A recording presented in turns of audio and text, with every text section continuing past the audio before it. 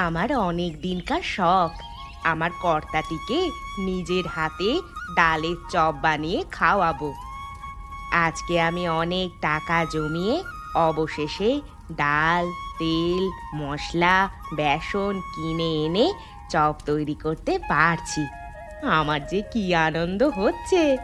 এখন যদি আমার চপ খেয়ে উনি প্রশংসা একবার করে দেন, তাহলে আমি খুব খুশি হব।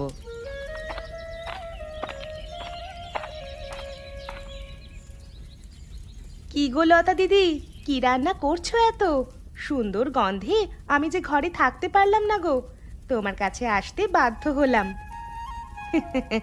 এই যে বোন, আজকে আমি কিছু ডালের চপ তৈরি করছি। ওরা কাজ থেকে ফিরবার পর এই চপ দিয়ে খেতে দেব। দেখি আজকে কেমন লাগে ওদের। তাই নাকি? ডালের চপ? বাহ, খুব সুন্দর। আশা করি গোপালদা কাজ থেকে ফিরে খুব প্রশংসা করবে তোমার। আসলে মানুষগুলো সারাদিন খাটাখাটনি করে তো, তাই জন্য আমার মনে হলো যে ঘরে এসে যদি আমি কিছু মুখরোচক দিতে পারি তাহলে খুব ভালো হবে। তারা খেয়ে খুব আনন্দ পাবে। তা যা বলেছ গো দিদি, তবে আমার কর্তাটি আবার খুব খুঁতখুঁতে। এক পয়সা যদি আমি এদিক ওদিক করি তাহলে আমাকে বকা দেয়। সে সব কর্তারাই একটু আধটু বকাবকি করে থাকে, তাই বলে কিছু মনে করলে হয় না।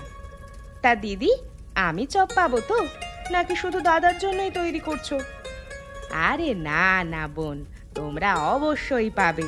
তোমাকে দিয়েই তো আমি প্রথম উদ্বোধন করব। খেয়ে বলবে কেমন খেতে হয়েছে। ঠিক আছে দিদি, তুমি তাহলে তাড়াতাড়ি করো, আমার যে আর তর সইছে না। তা দিদি, এসব মালপত্র কিনতে অনেক টাকা খরচ হলো তো? এসব টাকা কি দাদা দিয়েছিল? আসলে কি জানো তো, আমি মাঝে মাঝে তোমার দাদার কাছ থেকে কিছু কিছু করে টাকা নিয়ে নিয়ে জমিয়ে রেখেছিলাম। সেই জমানো টাকা দিয়ে আজকে এসব মালপত্র কিনে এনেছি, যাতে আমি আজকে ডালের চপ তৈরি করতে পারি। বেশ করেছো দিদি, আমাকেও একটু পদ্ধতিটা শিখিয়ে দেবে তো? আমিও মাঝে মাঝে চপ তৈরি করে তোমাকে দিয়ে যাব। বেশ, একদিন না হয় ফাঁকা সময় করে আসবি, আমি তোকে রেসিপিটা বলে দেব, তুই লিখে নিস। ঠিক আছে দিদি, এখন তাড়াতাড়ি করো।